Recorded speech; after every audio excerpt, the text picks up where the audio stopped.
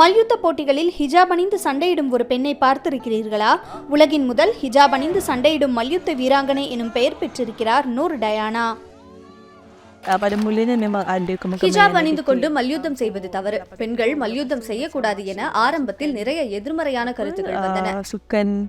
Phoenix என்கிற புனை பெயருடன் உலக மக்களின் கவனத்தை ஈர்த்து வருகிறார் டயானா.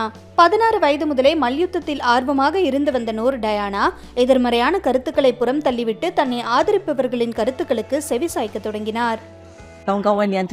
என்னுடன் பயிற்சி பெறும் எனது தோழர்கள், ஏன் பயிற்சியாளரே கூட எனது செயல்திறனை கண்டு ஆச்சரியப்பட்டனர். ஏனென்றால் நான் மிகவும் கூச்ச சுபாவம் உடையவள் என்பது அவர்களுக்கு தெரியும். ஆனால் மல்யுத்த களத்திலோ நான் முற்றிலும் வேறொரு ஆளாக ஆளுமையுடன் செயல்படுகிறேன்.